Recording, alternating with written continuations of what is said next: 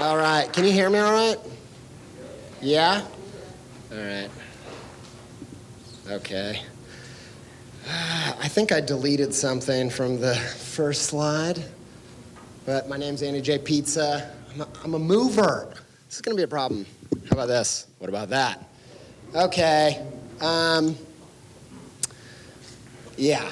My name's Andy J. Pizza. I'm an illustrator, podcaster, and speaker. As he said, you can follow my work at Andy J. Pizza. Got to get those follows.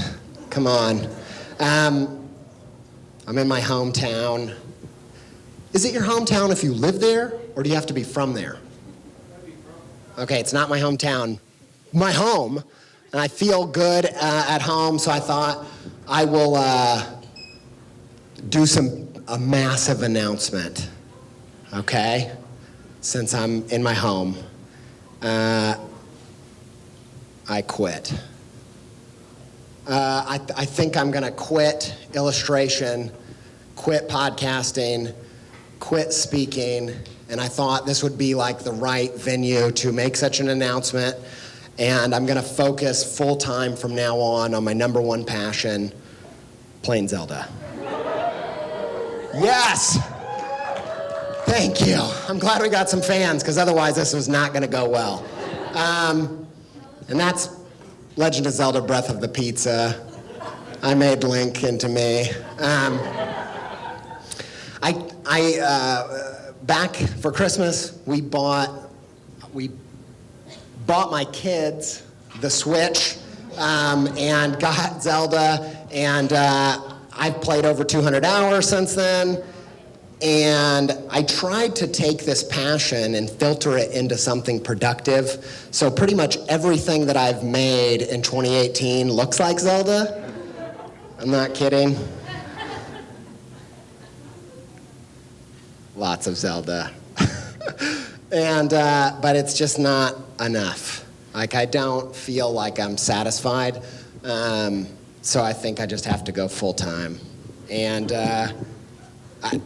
thanks to Making Midwest, as I say it right? Making Midwest for letting me do this announcement. I don't really have much else to talk about. Maybe we should just play some Zelda. All right, let's play some Zelda. I think I'm kidding.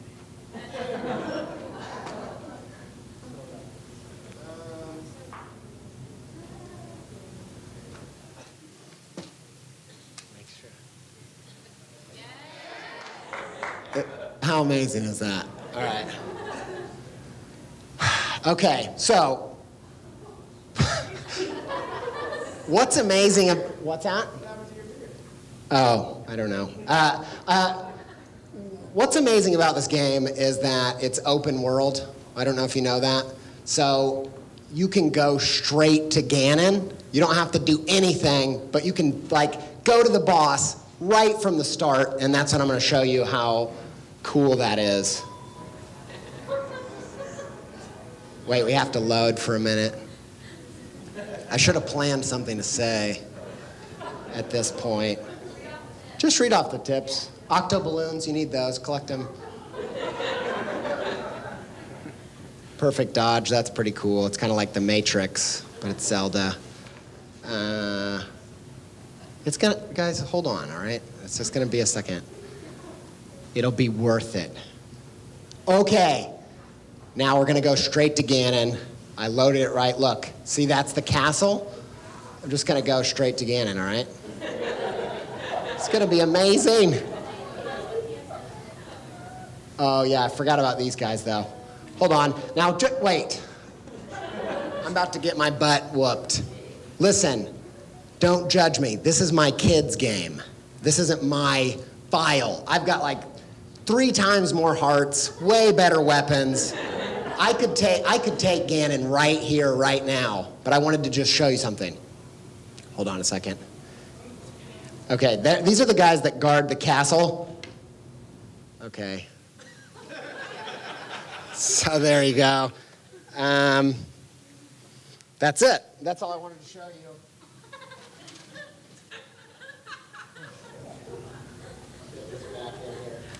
More of like a performance piece. All right, guys, I'm not really quitting illustration to go Zelda playing full time. I know there's some size. Thanks for the support.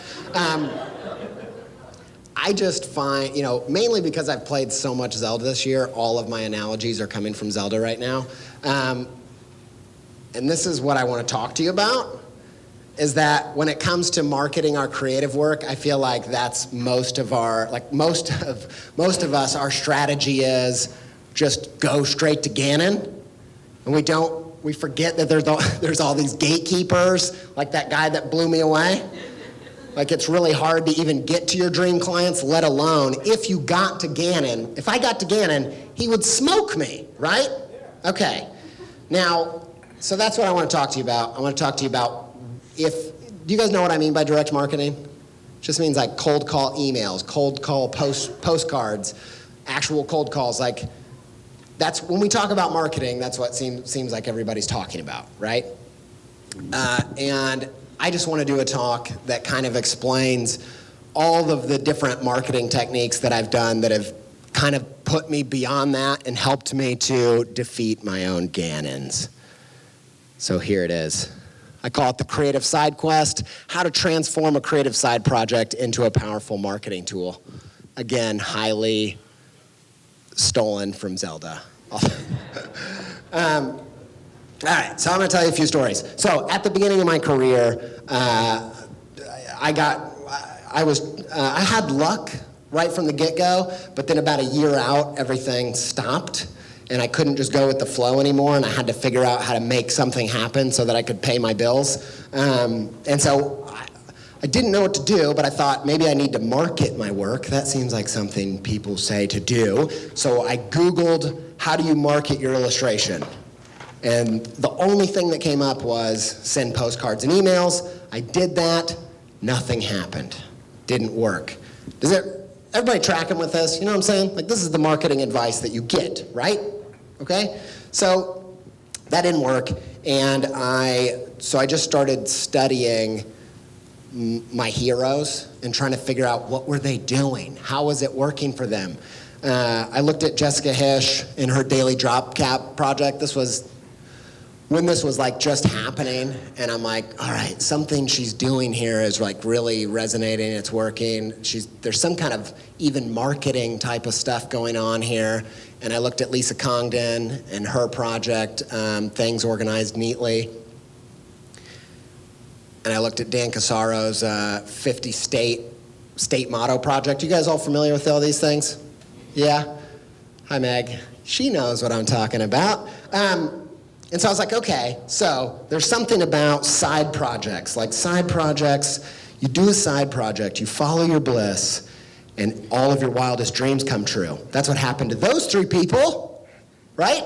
How many people have tried a side project? How many people's wildest dreams came true? Didn't, yeah. I was the same. So I thought, all right, I'll try it out. Seems like you just pick a thing you want to do and do it over and over and over and over and over. And just like, I call it the Forrest Gump tactic, where it's like jogging isn't that interesting, but if you keep jogging for miles and miles and miles, people will be like, he knows something. Like, what? And so I was like, I'm just going to make hundreds of these characters and something's going to happen. But like, it didn't work out like Lisa Congdon, and my life didn't change. And like, I got some jobs. It was better than direct marketing, but they were like random jobs, and they weren't jobs I wanted, and they didn't pay that well. And I felt kind of like having side projects as my strategy for supporting my kids. Kind of felt like I said, I'm going to work, hon, and I went to the casino. Like, that's what I felt like I was doing. And I think I needed an extra layer of strategy beyond like follow your bliss. Which I love Joseph Campbell. I'm not like crapping on any of that, but that's someone else's bliss anyway. That's my bliss. That's pizza. All right. So at this time, this is juicy goss. Some juicy goss. Okay. I want to get weirder, but I'm not. So I want to tell you a story, and there's two reasons why I'm going to leave out some of the names here. One is I like to be a nice person. Two, I don't like being sued. And, I don't know what you can get sued for, but this seems like something that's close. So anyway, I was struggling doing this direct marketing. It wasn't really working. Did the side project thing. That was kind of working. And in that time, I got this, through that, I got a project from an agency. And they wanted me to do this illustration for, I'm trying really hard not to say their name. I'm like, no, I have children. I don't know what libel is, okay? Anyway, I'm afraid. Anyway, so. That's really good. It's kind of like Gannon, but anyway. So they hired me to do this illustration for the internet for this tech company, and it sounded really cool. And I was like, okay, awesome, but they were really vague about a bunch of stuff, and I was like, maybe I'm just stupid, and it's obvious, so I'll just get to work, make a bunch of stuff, send it over to them, and I sent it over to this agency, and the founder of the agency hops on to the feedback and tears me to shreds. Not just the work, mind you, my intelligence. Calls me all these names, says all this nasty stuff about the work, how stupid I am, why would I do this or that? I'm not exaggerating, by the way. And I'm like, I'm like 22 or something, and I was like, maybe I am an idiot. I probably am, and I don't know what the hell I'm doing, so, okay. And he gave me some unrealistic time scale to try it again, so I went back, hammered out all this stuff, put it up, happened all over again. He was like, I told you what to do. No, that's not what we wanted you to do. Why did you do that? Blah, blah. And I'm like, oh my gosh, feel devastated. And so anyway, I'm thinking, this happens a few times over a week. And we really need this money, okay? This is at a time where I can't pay my bills. We had times literally, and I'm just sharing this, especially for anybody that's ever experienced this or is experiencing this. We didn't have groceries. We were trying to figure out what the hell to do. And I've got this one job, and the money's okay, but this guy is abusing me. And so I'm thinking in my head, in the movies, when I was a kid, if you stood up to the bully, the next day, all your wildest dreams happened for taking care of yourself, right? You know what I mean? A leap of faith. I had a little Ernie inside my head saying, when you stand up to a bully, magical things could happen. That sounds more like Barney. I watched Barney too. I was a little bit, you did too. I had a little brother. Anyway, so there was an Ernie in my mind saying, stand up to this guy. So I was like, all right. And I kind of felt like the universe is going to reward me here because I need the money, but I know that I'm better than that. I deserve to be treated better. And so I said, look, and I've never done this before or since, and I was like, I quit. I quit the job. I'll bill you for my time. Here's the work. Find somebody else to finish it. Cheer. Woo! And you know what I got? Nothing. Nothing happened. Everything got worse. I remember, this doesn't sound like a pep talk. I remember thinking, all right, I'll do this. It'll work out. It'll be fine. I'm better than that. And several weeks go by, and I'm trying super hard to figure it out. And no, it just gets worse. I'm scrambling to figure out how to pay bills, don't know what to do. And weeks later, this guy, the guy from the agency, pulls a reverse Larry David. You know, Larry David quit Saturday Night Live, realized it was a big mistake, and then went back to work the next day. This is what happened. He emails me out of the blue. He's like, hey, we got a new project for you. I was like, I quit. I did a huge thing where I was I'm not working with you, blah, blah, blah. And he's like, do you want to do this project? I was like, okay. So I did do the project. And it was horrible. And I did another project with him, and it was horrible. And it was just the worst working experiences of my life, but I literally had no idea what else to do. And I'm telling you, like, things like this. I would pass over the files at like 3 a.m., working all day trying to get this thing done for the deadline. He would hop onto the feedback and ask for things to be fixed by 5 a.m. And I was like, dude, no. It's worse than that. When my wife was having our second baby, he was hounding me for work. It was bad. It was really bad. This is like 2011, okay? So this is not my usual attitude about things, but this is a quote. I don't know who said it. It sounded really vague, like it didn't mean anything, but also kind of witty, so I didn't think it was me. But I couldn't find who said it. So sometimes you got to live a nightmare before you can live your dreams.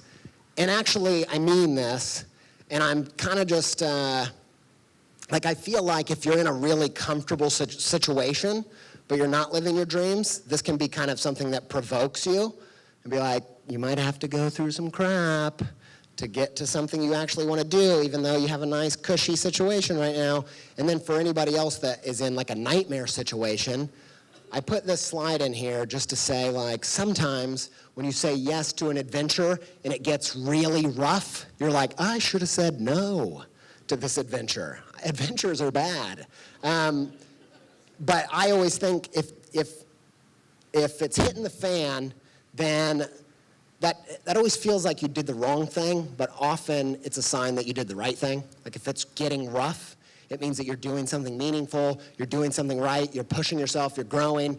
And so if you're in a nightmare right now, I just want to speak to you like, it doesn't mean that you're going the wrong way. It doesn't mean you have to turn around, because this absolutely horrible situation, worst client I ever had, probably taught me the one thing that helped me turn my career around. So I'll tell you what it is. So, I'll get to that in 1 second. So, we did all these projects together, and pretty much all of them were like disasters. And then one of the projects we do, the client loves it and actually uses it, and they post everything, and then the next day, like my illustrations on like, I don't know, 5 of the top world's websites, I don't know, online publications, including BuzzFeed. And I was like, man, what the heck is going on? Like, how did they do it? And then not only that, we did that like 5 or 6 times. And I was like watching them do it over and over and over again. And I'm like, what are they doing? I don't even know what this agency is, but it's kind of like we're making side projects for companies, but they're really powerful. Like they know things that I don't know about how to make this stuff actually spread. And so I started to read this company. I started finding out about this company I was working for, and found out it was an early branded content marketing company. And they were putting out branded content about branded content. And there was just content inside of content inside of content. And so I was like reading all this stuff, and kind of my mind was blowing. How everybody know what that is, branded content? Everybody kind of knows that by now, I think. But I'll just give you one example of what I think it is. If you go into a food court and you have one guy over there saying, we've got pizza, you want to eat our food and give us money? That's like old marketing, advertising. Everyone's scared of my pizza guy. He's not going to hurt you. He's going to feed you pizza. But he's not, I don't like his sales technique, okay? Branded content is this gentleman over here handing out little bits of chicken teriyaki. I like that. I'm into that. That's content marketing, okay? It's saying, have a little taste of what we've got for free if you'll just give us a little bit of your attention and consider us to work with us later. Does that make sense? Is that all? Okay. Anyway. So, there you go. So it's basically, go put out content that's giving away free value to do with this, that has to do with the stuff that you do so that you can get their attention and then possibly convert them to a customer or a client. Am I talking English? Okay, goodness gracious, it doesn't sound like it. So this is what I kind of figured out while I was there, while I was working with them, that there could be this overlap between side projects and branded content marketing, and it's going to be what I call a creative side quest, mainly because that sounds way better than content marketing. Agreed? We like that better. I like it better. So I started seeing all these similarities between side projects and content marketing, and that's where this talk is coming from. And I'm going to tell you the things that I learned about content marketing that I've added to my side projects that have helped them become way more effective in marketing and not just be following my bliss, so to speak. All right, so this is what ended up happening at this time. I started to try to read what these brands were talking about in terms of content marketing and inject that into my side projects, and the results were really great. So this is one that I did where one of the things about content marketing is it has to be like the type of work that you want to get. The project that you're making has to reflect the work you want to get. You know, you don't hand out chicken teriyaki and sell pizza. You know what I'm saying? And that's what I was doing. With the Nod project, where I was doing a new character every weekday for a year, I didn't want to be a character designer. What was I doing? And I got character design jobs, and I hated them. Bad idea. So in this is when I forgot that I don't read books. So I started making all these book covers thinking, I could do that, that'd be awesome. And then I was like, then you have to read all these books, so that was a bad idea.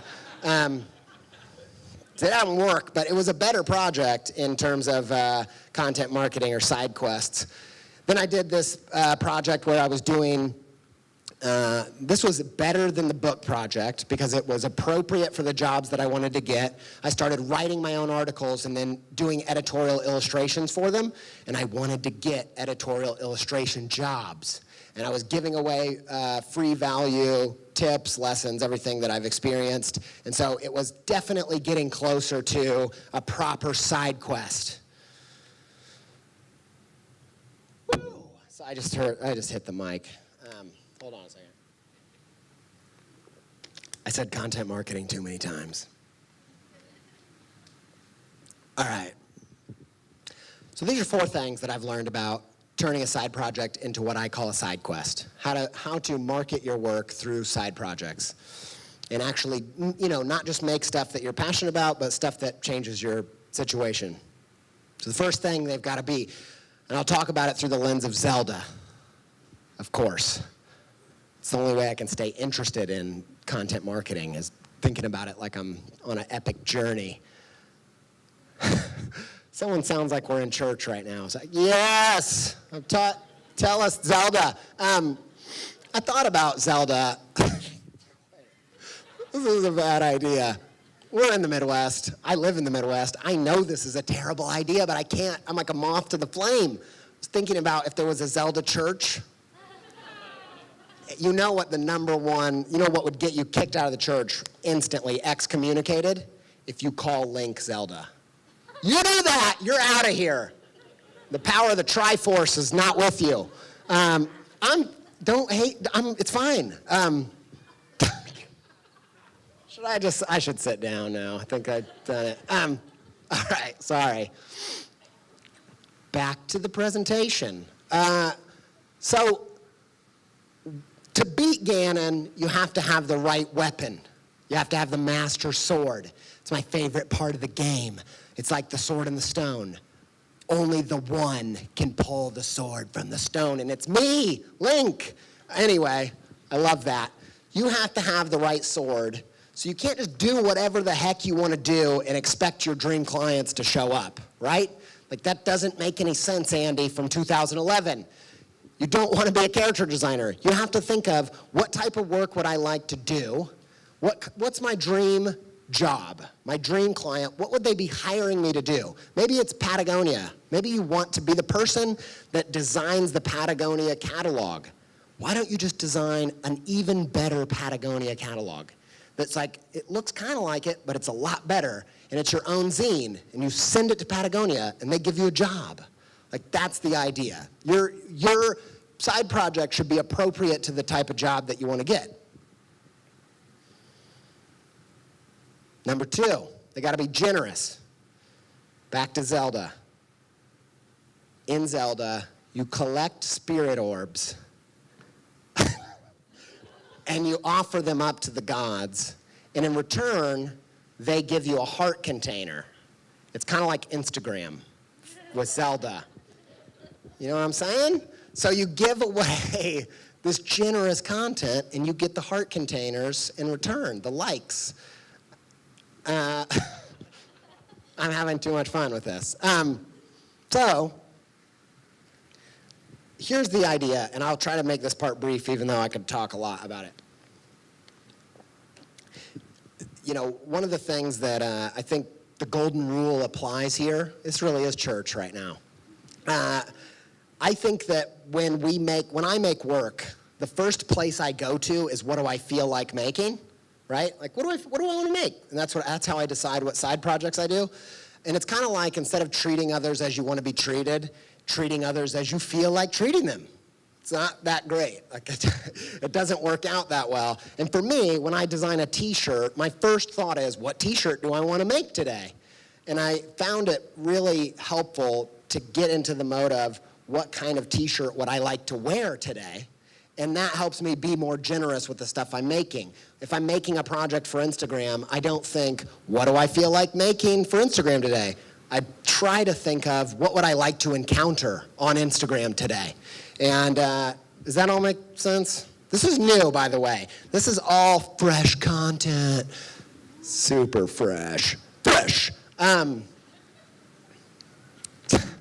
So I've never talked about this before, so it's a little bit weird. All my other stuff is very not weird. But yeah, it has to be generous. And this is kind of my cheat sheet idea. There's a book called The Personal MBA. It's a business book. They took this from like a Harvard study, very impressive. And they talk about all value. If you're gonna be a business and you're gonna be selling things, you have to be providing value. And there's basically 5 different types of value that you can speak to. And art is the same. Everybody's buying the same basic things. They wanna feel something, they wanna learn something, they wanna bond with other people, they wanna collect stuff, and they wanna defend what they love. And everything you buy somehow speaks to those things. If you can make art that speaks to all of those things, you're gonna have a really generous offering, and the gods are gonna give you lots of heart containers. Anyway, okay. Third one, there's 4, by the way, just so you know where we're going. Number 3 is they gotta be connected. If you're giving a generous offering, I'm gonna skip the Zelda thing for 1 second. When I go out of Home Depot, one time they were giving away free hot dogs. They were grilling hot dogs. And I was like, this is awesome. I'm gonna tell my brother, Josh, you gotta get down here, man. They're giving away free dogs. And he did. Because when people are giving away free stuff, you tell other people about it, right? So if you're giving away the good, fresh content, I want like one of those horns after I say content. Content! Content. I'm being uncool for your sake. I'm trying to share things that are on my heart about fresh content, even though it makes me look strange.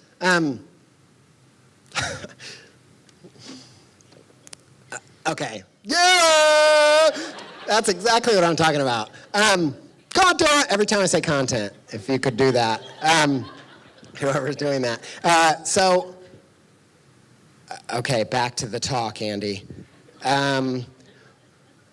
So, what I was talking about, hot dogs at Home Depot, but some people have to taste the hot dogs first, right? somebody's got to start the chain reaction. And so if you're just doing generous stuff on an island, if you're cooking hot dogs on an island, there's no one there, no one's going to tell anybody else about it, right?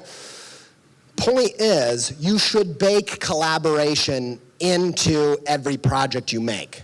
And, you don't even have, it's great if you can get industry leaders to be involved in your stuff, but you can also just get your friends involved in your stuff because they're trying to make stuff happen too. And you guys put your powers together. Wait, I'm getting to Zelda. That's the part about Zelda. In Zelda, you have to go save these 4 friends of yours, and then their power becomes your power, and it helps you kick Ganon's butt. And the same is true with your projects. Involve your friends, involve, connections you have in the industry, get people in your project working on it so that it has a better chance of spreading. The last one, location. In Zelda, you don't just go in the front door. The Guardians are gonna get you if you go in the freaking front door of the castle, right? You have to find the secret way in. There's many ways into Hyrule Castle. If anybody's interested, I'll walk you through it later. But you gotta find the weak point of entry. I'm really serious about this because I think this part is something that we talk about all the time, and I feel like we get really disillusioned with this part. Like, one of the things that happens is all the time I will hear really established creative people saying, oh, it was so much easier back in my day to get started. Like, now it's just too noisy. There's too much, you can't really make a wave nowadays. And I'm always like, and they'll go tell a story about how they got started. And I was like, yeah, that's a story about being an early adopter of a thing. If it was so easy back then, we'd have millions of illustrators. We'd have millions of top dog designers. We don't, because it wasn't easier back then. It was just a different circumstance. And it's just like in a city. Okay, there's always areas that are rising, and there are always areas that are falling. And the whole idea, you gotta plug your little project into a place that has cheap attention real estate, where it's like lots of people are there waiting for cool stuff to happen. Instagram stories is maybe a newer one rather than Instagram, but you gotta plug it into a place where it's not super crowded. I don't know if you've noticed this, maybe it's just me, maybe I'm terrible at Twitter, but my Twitter growth is not happening. I had one thing happen that kind of ruined this point, but other than that, oh yeah, that tweet was awesome. Anyway, I'm sorry, I was just kidding. Anyway, Twitter growth, it's not growing that much. People aren't like looking for new people to follow on Twitter, right? Like on Instagram, they still are. They're still like, it's growing like crazy, tons of new followers all the time. So you have to know where is the secret new place to plug in your project where there's eyeballs waiting for new stuff to happen, and not get romantic about, being Bob Dylan or whatever. I don't know. Who's the equivalent? Milton Glaser? Is that the Bob? Sorry. I feel like I'm going to get kicked off the stage. Anyway, I'm getting into so much trouble. I should never do a new talk ever again. Does that make sense, the location thing? Did I explain it sufficiently? I think a lot of times, like, people get so bummed out about how noisy everything is and everything's ever been done and there's nothing new is happening. But I think if you're active about trying to plug into something that's just starting to kick off, and always trying to, whenever you're doing a new project, find a medium where there are fresh eyeballs. Fresh eyeballs. It's kind of like fresh content. Yep, thank you. All right, so there you go.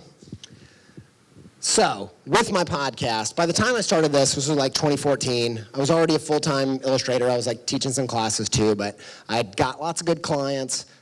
Things were going pretty good, and I was really excited about what I was doing, but I was trying to figure out what my next personal project was gonna be, and this has definitely been my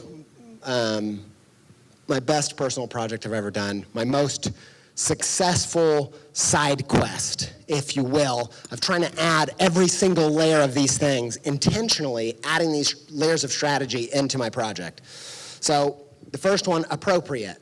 The reason I created Creative Pep Talk, other than, and I just want to pause, I don't know if anybody else, if you guys have heard me talk before. I usually talk about how passionate I am about creative people and, my mom's struggling story and the friends that I've had, really hard lives as creative people. So it started in an authentic place. Adding strategy to something authentic doesn't negate its authenticity. You owe it to your authentic desires to be strategic about making them work. Does that make sense? Because sometimes it sounds like I'm about to add strategy to this thing, and it sounds like I was like a weird marketing guy trying to take advantage of a bunch of people. I wasn't. It was full, on my heart.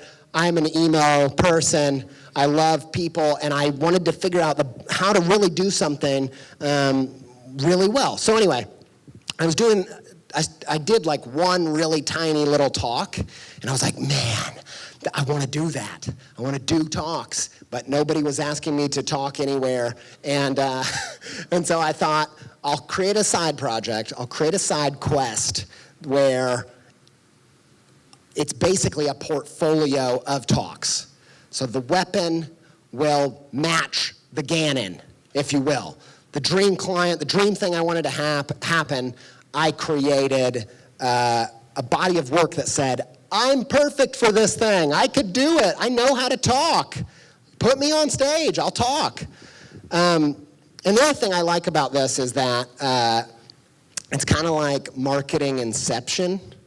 So one of the things that happens with sales, no one wants to be sold anything, first of all, especially creativity. How many of your guys' favorite bands you discovered from a leaflet in your mailbox? You're like, I gotta check this band out. Absolutely not. I could guarantee you, if John Lennon came up to you in the street and was like, look, check this out. That wasn't Liverpudlian at all, but he put the headphones on, you're listening to Revolver, and you're like, what is this crap? Oh my gosh, I gotta get out of here. And so I think about, finding your dream clients, the job you want to do for them, reverse engineering it, and just doing it anyway, whether they asked you, is proving that you are the perfect person for this job. If you sent Patagonia that leaflet that's like theirs, but better, they're going to be like, dude, this guy's awesome. We need to hire him. So there you go. Generous every week. I'm trying to be generous. I try to bake in every episode feelings, try to make, share my feelings, try to help people learn stuff. I try to bond with creatives. I try to help them defend themselves as creatives. I think about advocating for creative people and kind of explaining why we need it and trying to give people, the weapons to defend themselves as creative people. And I even, speak to this idea of allowing people to collect things with the merch that I do. So I'm trying to hit all the different ways of giving away a generous offering of spirit orbs to the Instagram gods. It's connected. I've built that into the podcast where I'm having guests every 3 episodes. And I also plugged it into podcast, luckily, before it kind of hit. It was before Serial. It was like a month before Serial. Yeah, that was luck, but still good. And so all these really awesome things happened, and I feel like the strategy has paid off. I'm just going to go through this part really quick because it made sense to put it in there, but now it feels a little bit too braggy, so I don't like it. But there you go. Apple featured it. That was cool, I guess. You're too kind. Too kind. Boo! Yeah, I need to own it, baby. All right. Up to now, we've had 2.5 million listens total. I have got to go talk on a bunch of stages because of the podcast, and this is my favorite part, full circle. I love a good full circle. You remember that agency that was mean to me? We did that work, and it got on BuzzFeed. The podcast was on BuzzFeed. Yes. Yeah, that was perfect. So, okay. Back to this guy. I think about this guy all the time. He lives in my heart. Sad Andy. And I'm like, sad Andy, I know, man. Gosh, I get it. That's freaking sucked. And you thought you were a failure. You thought everything was going to be terrible. And I just, I think what I want to say to sad Andy is, like at the time remember when I took that leap of faith and I stood up to the bully and I thought magical things were going to happen. And then Ernie lied to me. And I hated Ernie, and I was like, you're such a moron for following your dreams. Like, this was so stupid. You're in so much trouble. You don't have any idea what you're going to do. And all of these, and Jim Henson lied to you. and I'm talking to sad Andy. Listen, Ernie did not lie to you. Like, lots of magical things happened. They were later than you hoped, but they did happen. And in fact, I even got to make up with Ernie because of the podcast.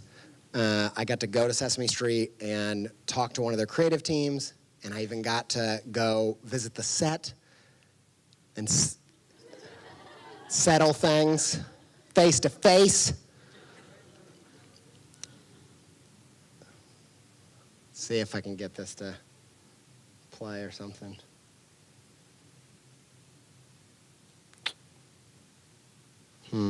That's too bad. It's supposed to be a playing thing. Anyway. Come on. Anyway. It's a video. I can't believe the switch worked. And this stupid video won't play. But essentially, I got to meet Ernie and dance with Ernie. And so my childhood self was restored. All right. Last thing I want to talk about, a little bit more Zelda. And then I'll promise I'll be done talking about Zelda.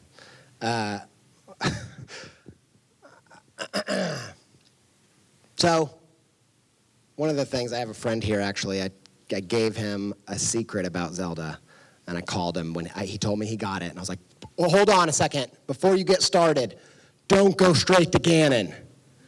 Not just because of the Guardian thing where you're gonna get swamped, but I did a bunch of the side quests and got the weapon, got my friends, got tons of heart containers, found the secret entrance. I was ready for a battle. I got fairies. Do you know about that with Zelda? Fairies. They bring you back to life, okay? They're really cool fairies. Fairies, weapons, all this stuff. And I was like, all right, let's do it, Ganon. Went in there, and I whooped his butt. I didn't even die one time.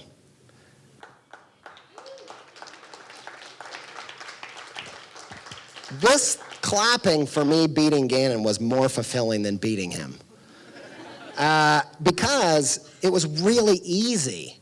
Because when you have if you do all those side quests, going and fighting the final boss is actually way easier than it should be in that game. That's my one complaint. It's kind of a spoiler, but I wanted to tell Kyle, I was like, dude, make sure you do everything before you fight him. Just because, as soon as you fight him, then it's like, now what? It's like winning the Super Bowl, It's the same thing.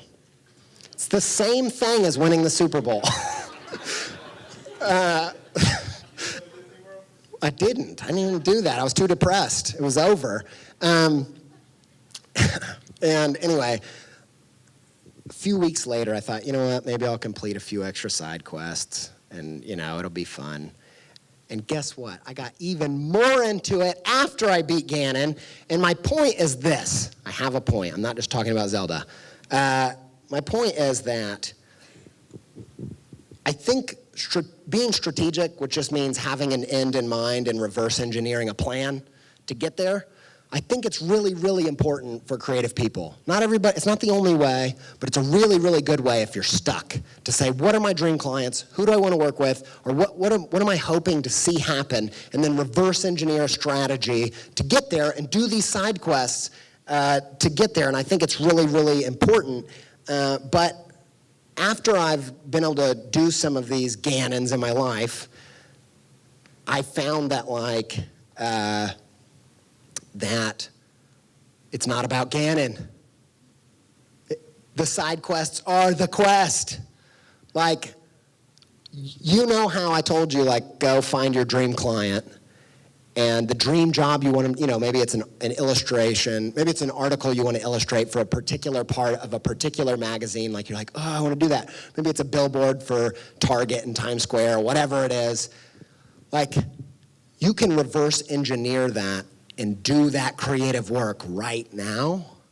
And although when they ask you to do it for real, there'll be a little buzz to it, but the real good stuff is making the work.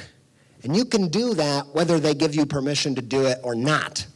And now, often, listen, if any of my clients hear this, I love working with you guys. You feed my children, and we're having a good time. I like making the stuff for you and with you, but sometimes I get a client email, I'm like, oh man, I was playing Zelda. Just kidding. Just kidding. I don't play during the day. But I'll get a client email and be like, man, I was going to work on the podcast image today. I was going to be doing all this. And the podcast was supposed to be a side quest.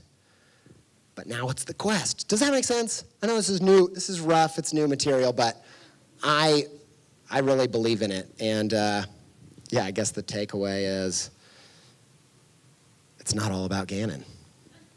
Thanks.